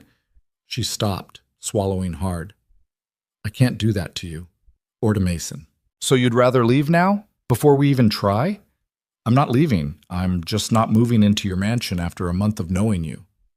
Then what are you doing? I don't know. The admission broke something in Ava. I don't know, okay? I don't know how to do this. I don't know how to let you help without losing myself. I don't know how to be with someone like you without becoming someone I'm not. I don't know. From Sophie's room came the sound of laughter. Both kids, together, happy. Lucas looked toward the sound, then back at Ava. Let me help you find a place. Not pay for it. Just help you look. I know people. I know buildings. I can make calls. Lucas, please. Let me do something. I'm not good at standing by watching people I care about struggle. People I care about. The words settled in Ava's chest, warm and terrifying. Okay, she said finally. You can help me look. But that's it. That's it, Lucas agreed. But they both knew it wasn't that simple. The rest of the day was careful. They took the kids to the park, watched them play on the swings and the slide and the climbing structure that had seen better days. Mason pushed Sophie higher than she'd ever gone, both of them shrieking with the kind of joy that only kids could access. Lucas sat beside Ava on a bench that had graffiti carved into the backrest. "This is a good park," he said. "It's falling apart." "So? Mason's having fun. Sophie's having fun. That's all that matters." Ava watched her daughter fly through the air, trusting Mason to catch her. She's never had this before. Had what? A friend who shows up, kids at school, they have play dates once and never call again. Or their parents find out where we live and suddenly they're busy, but Mason keeps showing up. Sophie keeps showing up for him too. It's different. We're not... Ava stopped. Not what? Rich. We're not rich. We can't hurt him the way he could hurt us. Lucas turned to face her. You think money is the only way to hurt someone? I think money is power, and power means options. You'll always have more options than me. That doesn't mean I'll use them. You already are. You're helping me find an apartment. You fixed my faucet. You brought lunch again, even though I have food. Every time you do something nice, you're reminding me that I can't do the same for you. I don't need you to do things for me. Everyone needs something. Lucas was quiet for a long moment. Then, I need someone who doesn't look at me like I'm made of money. I need someone who tells me when I'm being an idiot. I need someone who shows up even when it's hard. He paused. You do all of that. That's not enough. Why not? Because Ava had spent 5 years learning that nothing she had was ever enough. Not enough money, not enough time, not enough energy, not enough resources. She was always coming up short, always scrambling, always one emergency away from complete disaster. But looking at Lucas now, at the way he was watching their kids play together, she wondered if maybe she'd been measuring the wrong things. I don't know how to do this, she admitted. Neither do I. You were married. You've done this before. Elena and I dated for 6 months before I proposed. We got married 3 months after that. We were young and stupid and sure everything would work out. His voice went quiet. And then she died, and I realized I'd never actually learned how to be with someone. I just learned how to be married to Elena. That must be hard, trying to figure out how to start over. It's impossible some days, but then I watch Mason with Sophie, and I think maybe it's worth trying anyway. On the playground, Mason was explaining something to Sophie with great seriousness, something about the physics of the seesaw. Sophie was listening with the kind of attention she never gave anyone else. They're good together, Ava said. We could be too. Could we? I don't know, but I want to find out. Ava wanted that too, more than she wanted to admit. But wanting things had always been dangerous. Wanting things meant disappointment, meant loss, meant Sophie asking questions Ava didn't have answers for. I need time, she said. To think about the apartment? To think about everything. Lucas nodded. Okay, how much time? I don't know. That's fair. They sat in silence, watching the kids play. The sun was warm. The park was full of families. Everything looked normal from the outside, but Ava felt like she was standing at a crossroads with no map and no idea which direction led anywhere good. Her phone buzzed. A text from an unknown number. Ms. Turner, this is Richard Chen, Lucas Hayes' attorney. We should meet to discuss certain arrangements. Please call at your earliest convenience. Ava stared at the message. What's wrong? Lucas asked. She showed him the phone. His face went tight. I didn't ask him to contact you. Then why is he? Because he's an overprotective lawyer who thinks everyone is a threat. Lucas pulled out his own phone. I'll call him right now and tell him to back off. Wait. Ava put her hand on his arm. What arrangements? I don't know. You're lying. Lucas hesitated. He probably wants you to sign something, an NDA maybe, or an agreement about discretion, because of the pictures. From the museum. Probably. So your lawyer thinks I'm going to sell stories about you to tabloids. He thinks everyone's going to sell stories. It's his job to be paranoid. Ava stood up. I need to go.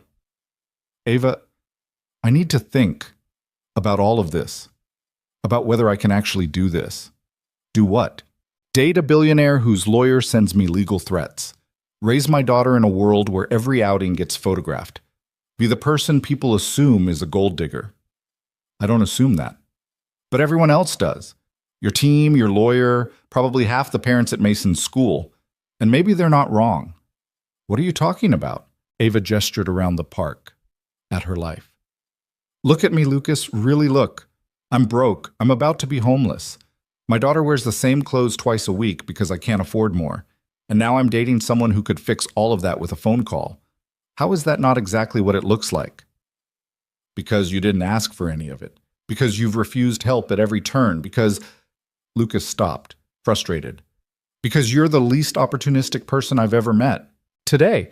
But what about in 6 months when rent is due again? What about when Sophie needs new shoes or I get sick or the car breaks down? How long until I stop refusing help? How long until I become exactly what they think I am? You won't. You don't know that. They stared at each other.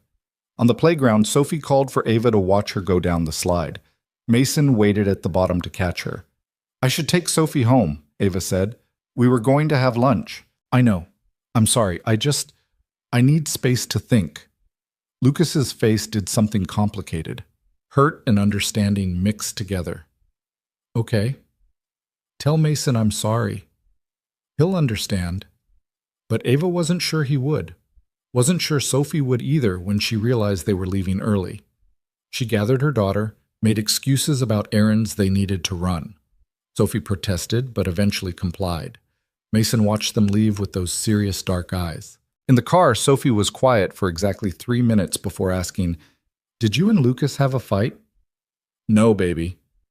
You sounded like you were fighting. We were just talking. About what? Adult stuff. Is he still your friend? Ava gripped the steering wheel. I don't know. That night, after Sophie was asleep, Ava stared at her phone. The lawyer's message was still there. She should delete it, should block the number, should call Lucas and tell him this whole thing was a mistake. Instead, she lay in bed and thought about Mason's hand in hers, about Lucas fixing her faucet, about the way Sophie had looked flying through the air, trusting Mason to catch her, about whether any of it was worth the cost. 3 days passed without contact. No texts from Lucas. No calls. Nothing. Ava told herself it was what she wanted. Space to think. Distance to figure out if this was sustainable. But Sophie asked about Mason every night, and every night Ava had to say she didn't know when they'd see him again. On the 4th day, Claire showed up at Ava's apartment with coffee and the kind of determined expression that meant she wasn't leaving until they talked. You're self-sabotaging, Claire announced, settling onto the couch. Hello to you too. I'm serious. You found a good guy who actually cares about you, and you're running away because you're scared. His lawyer sent me a legal threat. His lawyer is doing his job. Lucas didn't ask him to do that. How do you know? Because I called him. Ava's head snapped up. You what? I called Lucas yesterday. Had a very illuminating conversation about how miserable he's been since Saturday and how Mason keeps asking why Sophie doesn't want to be his friend anymore. Sophie does want to be his friend. Then why are you avoiding them? Ava slumped into the chair across from Claire. Because I don't know how to do this. Every instinct I have is screaming that this is going to end badly. Based on what? Based on 5 years of everything ending badly. Based on being abandoned, broke, and barely holding it together. Based on... Ava's voice cracked. Based on the fact that I'm terrified if I let myself believe this could work, it'll hurt even worse when it falls apart. Claire set her coffee down. You know what your problem is? I'm sure you're about to tell me. You've spent so long surviving that you forgot how to live. You've built this wall around yourself and Sophie, and yeah, it kept you safe. But it's also keeping out everything good. That's not fair. Isn't it? Lucas is good. Mason is good for Sophie, and you're throwing it away because you're scared. I'm being realistic. You're being a coward. The word stung because it was true. Ava had spent 5 years being brave, working multiple jobs, raising Sophie alone, fighting for every scrap of stability. But this, letting someone in, trusting them not to leave, believing she deserved more than just survival, that terrified her more than anything. What if it doesn't work? Ava whispered. What if it does? That night, after Sophie was asleep, Ava finally called the number from the lawyer's text. Richard Chen answered on the second ring. Miss Turner, thank you for calling. What do you want? Direct. I appreciate that. I'd like to meet. Discuss some concerns regarding your relationship with Mr. Hayes. I'm not signing anything. I'm not asking you to, yet. But we should talk tomorrow if possible. My office. I work tomorrow. Lunch hour then. I'll send the address. He hung up before Ava could argue. The next day, Ava took an early lunch and found herself in a downtown office building that screamed money. Richard Chen's office was on the 30th floor. Floor-to-ceiling windows, art that was definitely real, furniture that cost more than Ava's car. Chen himself was younger than she expected. Maybe 40, sharp suit, sharper eyes. He gestured to a chair across from his desk. Coffee? Water? I'm fine. Let's just get this over with. Fair enough. Chen pulled out a folder. I've been Mr. Hayes' attorney for 8 years. In that time, I've seen him make exactly 2 personal decisions that worried me. The first was marrying Elena after 6 months. The second is you. I'm not marrying him. Not yet. But he's serious about you. More serious than I've seen him about anyone since Elena died. And that's a problem because my job is protecting him, and you, Ms. Turner, are a liability. The bluntness should have made Ava angry. Instead, she felt oddly calm. Because I'm poor. Because you're vulnerable. Because you have a daughter to support and bills you can't pay. Because from the outside, this looks exactly like a scenario where you could exploit him. I'm not exploiting anyone. I believe you. But belief isn't enough. I need assurance. What kind of assurance? Chen slid a paper across the desk. A prenuptial agreement. Standard clauses about asset division, confidentiality, dispute resolution. Ava stared at it. We're not engaged. Lucas will propose. Probably soon if I know him. When he does, I need to know you'll sign this. And if I won't, then I'll advise him not to marry you. He won't listen. Probably not. But I'll try anyway, because that's my job. Ava picked up the document, skimmed the legal language that was designed to protect Lucas from someone like her. Someone who needed money. Someone who could take advantage. This basically says I get nothing if we divorce. It says you get a fair settlement based on the length of the marriage and circumstances. But no, you won't walk away with half his fortune after a year. I don't want half his fortune. Everyone says that before they sign. Fewer mean it after. Ava set the paper down. I'm not everyone. Prove it. How? Chen leaned back in his chair. Lucas told me about your eviction, said you refused his help finding a new place. Because accepting help makes this transactional. Or it makes it real. Real relationships involve mutual support. You supporting him emotionally, him supporting you financially. That's not exploitation, that's partnership. Easy for you to say. You're not the one everyone thinks is a gold digger. No. But I've seen actual gold diggers. Women who dated Lucas specifically for his money, who calculated exactly how long they needed to stay to maximize their payout, who saw Mason as an obstacle instead of a child. Chen's expression softened slightly.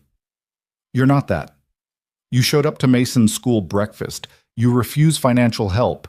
You're terrified of taking advantage even when you desperately need assistance. That's the opposite of a gold digger. Then why the prenup? Because I'm a lawyer and I plan for worst-case scenarios. Because even good people can become bitter in divorce. Because protecting my client is literally what he pays me for.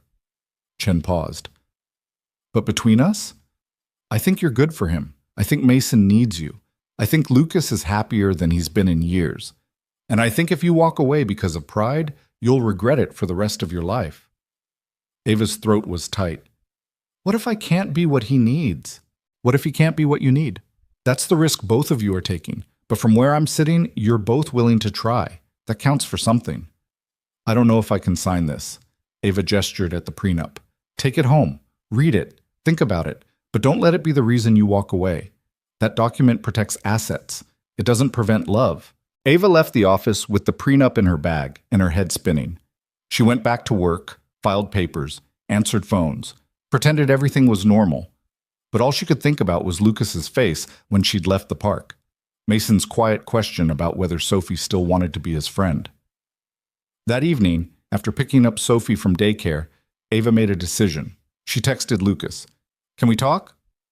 The response came immediately. "When? Tonight? After Sophie's asleep? I'll be there." He showed up at 9, looking exhausted, like he hadn't been sleeping either.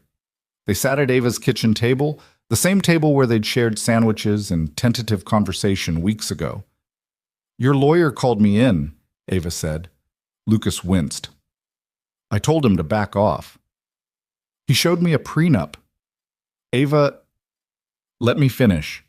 She took a breath. "He said you're serious about me, that you might propose soon." "I might." The admission hung between them. No hedging, no maybe, just simple truth. "We barely know each other," Ava said. "I know, but I know enough." "Like what?" "Like you're the first person in 2 years who doesn't treat me like I'm made of glass. Like you understand what it's like to be so tired you can't see straight, but you keep going anyway because someone depends on you. Like you make Mason laugh, which is something I'd forgotten he could do." Lucas reached across the table, stopped just short of touching her hand. "Like I think about you constantly, and it's terrifying, and I don't want it to stop." Ava's eyes burned. "I met with your lawyer because I wanted to understand what I'd be signing up for. If we do this, if we try. And I realized I've been asking the wrong questions. I've been so focused on whether I deserve you, whether I'm good enough for your world, whether people will think I'm using you, but none of that matters." "Then what does?" "Whether we're good for each other, whether our kids are good together, whether we can build something real instead of just surviving separately." Ava finally let herself take his hand. "And I think maybe we can." Lucas's grip tightened. "I think so too. But I need you to understand something. I'm not going to change who I am. I'm still going to work, still going to pay my own bills when I can, still going to fight you when you try to fix everything with money." "I know. And I need time. Before any proposals or moving in together or big decisions, I need to know this is real." "How much time?" "I don't know, but more than a month." Lucas nodded. "Okay. We go slow. We figure it out together. And when you're ready, if you're ready, we talk about the next step." "What if I'm never ready?" "Then we stay where we are, dating, taking it day by day. I'll take whatever you're willing to give me." It was the right answer, the only answer that would have worked. Ava felt something in her chest unclench.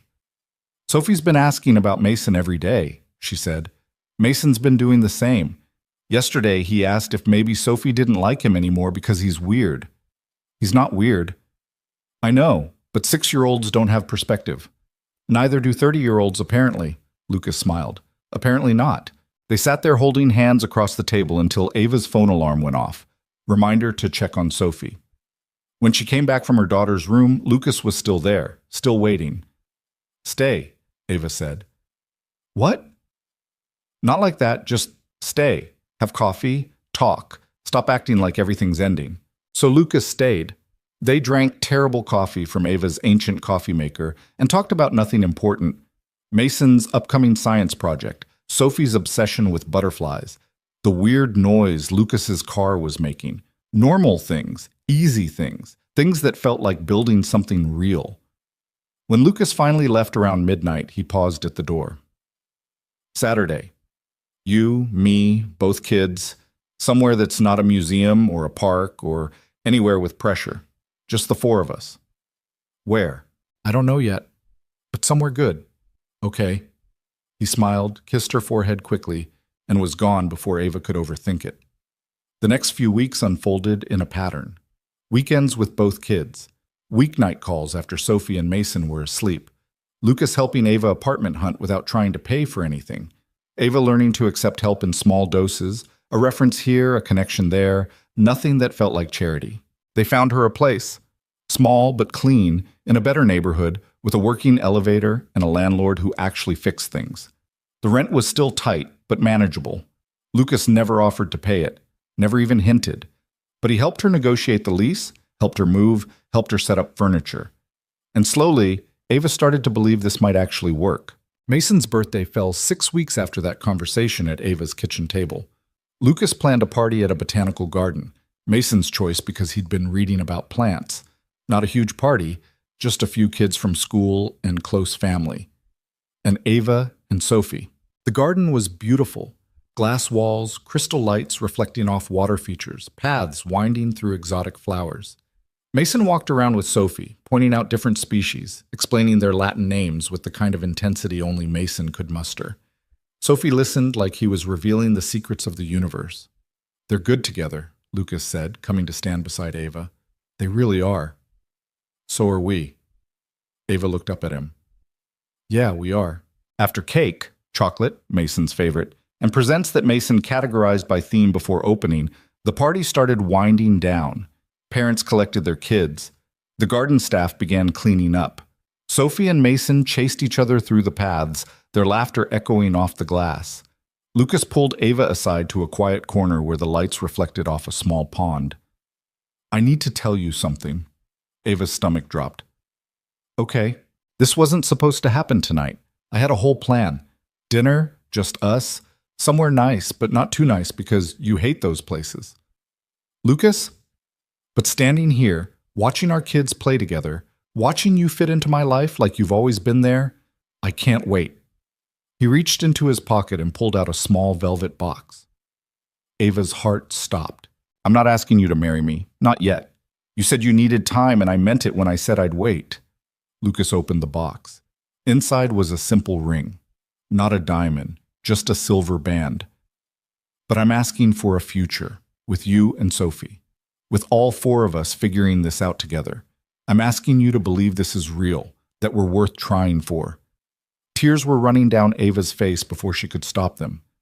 "That's basically a proposal. It's a promise. That I'm in this. That I'm not going anywhere. That whatever happens, we face it together." Ava looked at the ring, at Lucas's face, nervous and hopeful, at their children playing nearby, completely oblivious to the moment happening 20 feet away. "I'm scared," she whispered. "Me too. What if we mess this up? Then we mess it up together and figure out how to fix it. What if your team is right? What if I'm not cut out for this? Then my team is wrong," which, between us, happens more often than they'd like to admit. Despite the tears, Ava laughed. "You're really doing this." "I really am. So what do you say? Will you take a chance on this disaster of a relationship?" Ava thought about the blind date she'd almost skipped. About standing outside that restaurant, terrified, while Sophie insisted they go inside.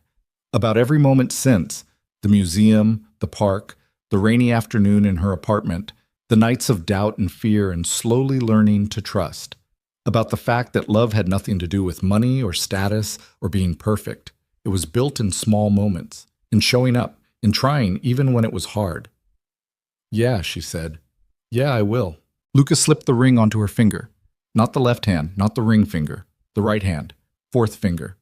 A promise, not a proposal. A beginning, not an ending. Then he pulled her close and kissed her, and Ava felt like maybe, finally, she was allowed to want this. Allowed to believe in something good. "Mama," Sophie's voice cut through the moment. "Mason says you and Lucas are kissing." They broke apart to find both kids staring at them with matching expressions of delight. "About time," Mason said seriously. Sophie bounced on her toes. "Does this mean we're a family now?" Ava looked at Lucas. He looked back, waiting for her answer. "Yeah, baby," Ava said. "I think maybe we are." Sophie shrieked and threw herself at Mason, who caught her with only minor stumbling. They hugged, then both ran to Ava and Lucas, creating a tangle of arms and excitement and laughter that echoed through the garden. Later, after the party ended and they'd all gone back to Lucas's house, the mansion that still felt too big, but less empty with Sophie running through it, Ava stood in the kitchen while Lucas made hot chocolate for the kids. "This is crazy," she said. "Completely insane. We're really doing this. Apparently. Your lawyer's going to have a stroke. Richard, he'll be fine, probably already drafting updated paperwork." Ava looked at the ring on her finger. Simple, unpretentious, perfect. "I never thought I'd get this. The family thing. I thought it was just going to be me and Sophie forever." "Is that what you wanted?" "I thought it was. Thought it was safer to not want more." She turned to face Lucas. "But Sophie deserves more than just me surviving. She deserves this. Laughter and friends and people who show up. So do you." I'm starting to believe that. In the living room, Sophie and Mason had fallen asleep on the couch, still in their party clothes, Mason's arm around Sophie like he was protecting her even in sleep. It was the kind of image that should have been sweet, but instead made Ava's chest ache with how much she had to lose now. "What if something happens?" she asked quietly. "What if we can't make this work? Then we'll have tried, and that counts for something." "Does it?" "It does to me. It does to them." Lucas nodded toward the kids. "They've already built something together. Whatever happens with us, that exists. That's real." Ava wanted to argue, wanted to list all the ways this could fall apart. But looking at Sophie curled against Mason, both of them peaceful in a way they rarely were apart, she couldn't find the words. Maybe that was the point. Maybe love wasn't about having all the answers. Maybe it was about being willing to ask the questions together. "Okay," she said. "Okay? Okay, we try. For real this time. No more running away when it gets hard. No more assuming the worst." "I can't promise that. My brain's kind of wired for worst-case scenarios." Lucas smiled. "Then I'll just have to prove you wrong, repeatedly, until you believe it. That's going to take a while. Good thing I'm patient." They stood together in the kitchen of a house that was slowly becoming home, watching their kids sleep, and Ava let herself feel something she'd spent 5 years refusing to feel. Hope. Not the desperate kind that came from having no other choice, but the real kind. The kind that believed tomorrow might actually be better than today. That choosing to trust someone wasn't stupidity, it was courage. That she and Sophie had walked through that restaurant door all those weeks ago and found exactly what they needed, even if it looked nothing like what Ava expected. 3 months later, Lucas proposed for real. Down on one knee in Ava's small but clean apartment, with both kids watching and Sophie providing running commentary. Ava said yes before he'd even finished asking, and Mason said finally, like they'd all been waiting years instead of months. The wedding was small. Courthouse ceremony with Claire and a few close friends. Sophie as flower girl, Mason as ring bearer, both of them taking their jobs so seriously Ava had to bite back laughter. No fancy venue, no big production, just two people who'd stumbled into each other's lives and decided to make it permanent. Richard Chen had them both sign the prenup. Ava read every word this time, agreed to terms that protected Lucas while ensuring she and Sophie would be okay if everything fell apart. It felt less like surrender and more like acknowledging reality. Sometimes love wasn't enough. Sometimes you needed paperwork too. But standing in front of the courthouse judge, Lucas's hand in hers, Sophie and Mason grinning like they'd personally orchestrated the whole thing, Ava thought maybe this time love would be enough. Or at least enough to start with. They moved into a new house together. Not the mansion, Lucas sold that, said it held too many ghosts. Something smaller, more manageable. 4 bedrooms instead of 12. A yard where the kids could play. A kitchen that felt lived in instead of sterile. Sophie and Mason got their own rooms, but usually ended up in one or the other anyway, building forts or reading books, or having quiet conversations about things only they understood. They fought sometimes, Sophie's chaos clashing with Mason's need for order, but they always figured it out.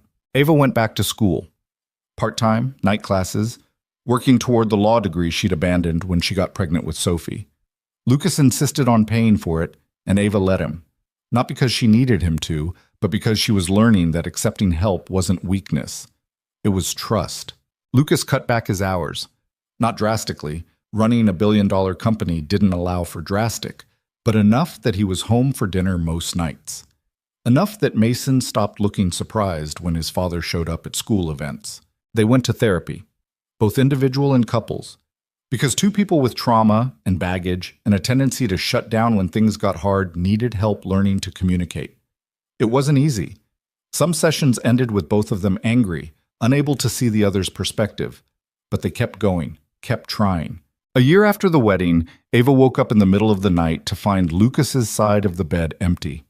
She found him in Mason's room, sitting on the edge of the bed, watching their son sleep. "You okay?" Ava whispered from the doorway. "He looks like her sometimes." Elena. Same nose, same way he sleeps with his hand under his cheek. Ava came to stand beside him. "That must be hard." "It is. But it's also good. Like she's still here, somehow." Lucas looked up at Ava. "I used to think letting you in meant letting her go. Like I could only love one of you at a time." And now? Now I think maybe the heart's bigger than that. Maybe I can love her memory and love you, present tense. Maybe Mason can remember his first mom and love you as his second. Maybe it's not either or. Ava's eyes burned. I'm not trying to replace her. I know, and that's why it works. They stood in comfortable silence, watching Mason sleep. Then Lucas said, Sophie asked me something today. What? If I was her dad now, officially. Ava's breath caught. What did you say? I said that was up to her, that I'd be honored if she wanted that, but only if she was comfortable with it. And? Lucas smiled. She said yes, very matter of fact. Then she asked if that meant she could have my last name like Mason does. What did you tell her? That she should ask you. That night, Ava couldn't sleep. She lay in bed thinking about Derek, about the father who'd abandoned Sophie before she was born, about whether erasing him completely was the right choice or just the easy one. In the morning, she pulled Sophie aside. Lucas told me you talked about him being your dad. Sophie nodded seriously. Is that okay? Of course it's okay, baby, but I need to make sure you understand what that means. It means he's my dad, like how you're my mom. But you had another dad. Your biological father. Sophie scrunched up her nose. The one who left? Yeah. I don't remember him. I know, but he exists, and someday you might want to know about him. Sophie thought about this with the gravity of someone far older than 6. Does he want to know about me? The question gutted Ava. I don't think so, baby. Then I don't need to know about him. Lucas wants to know about me. He shows up. That's what dads do. And just like that, with the simple wisdom of a child, Sophie had articulated what Ava had spent months in therapy trying to understand. Family wasn't biology. It was showing up. It was choosing each other day after day, even when it was hard. They did the paperwork. Lucas legally adopted Sophie. She became Sophie Hayes, and if anyone noticed she looked nothing like her new father, they didn't mention it. At school, she introduced Lucas as her dad without hesitation. And Lucas introduced her as his daughter with the same pride he showed when talking about Mason. Life wasn't perfect. Ava still had moments of doubt, days when she felt like an imposter in Lucas's world. Lucas still struggled with Elena's memory, with guilt that he was happy again when she wasn't there to be happy with him. The kids fought over stupid things, whose turn it was to pick the movie, who got the last cookie, why Mason got to stay up later even though he was only a year older. But they figured it out, together. Sophie started calling Ava Mama and Lucas Dad with equal ease. Mason opened up, talked more, smiled more, brought home friends who actually liked him instead of just tolerating him. Ava finished her first year of law school with decent grades. Lucas's company launched a new product that didn't tank the stock price. Small victories. Normal life. The kind of life Ava had stopped believing she could have. 2 years after that blind date, Ava stood in their kitchen making breakfast while chaos erupted around her.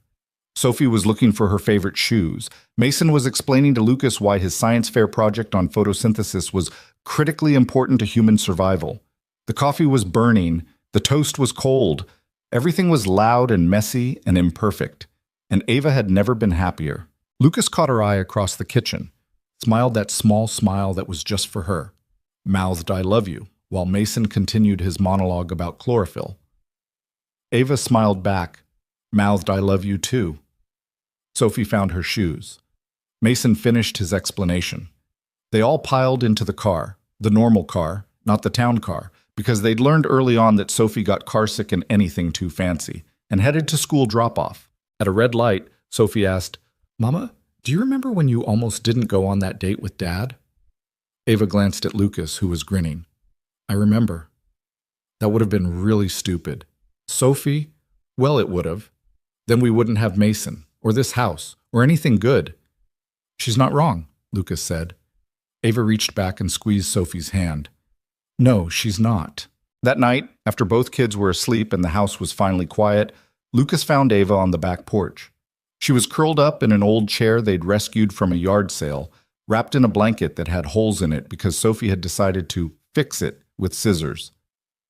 What are you thinking about? Lucas asked, settling into the chair beside her. That blind date. How close I came to just leaving. Why didn't you? Sophie saw you and Mason through the window, said that boy looked sad and maybe we could make him smile. Smart kid. The smartest. Ava turned to face him.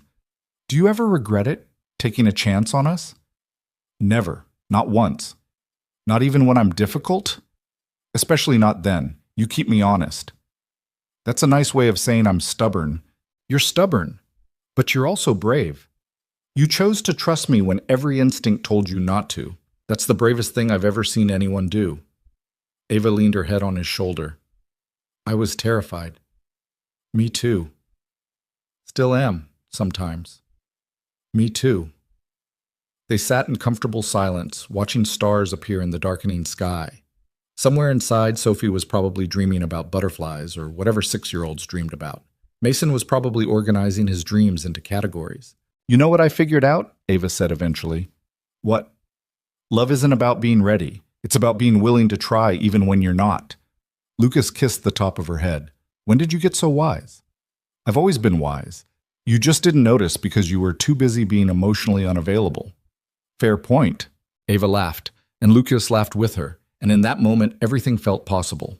Not easy. They'd learned early on that nothing about this was easy, but possible.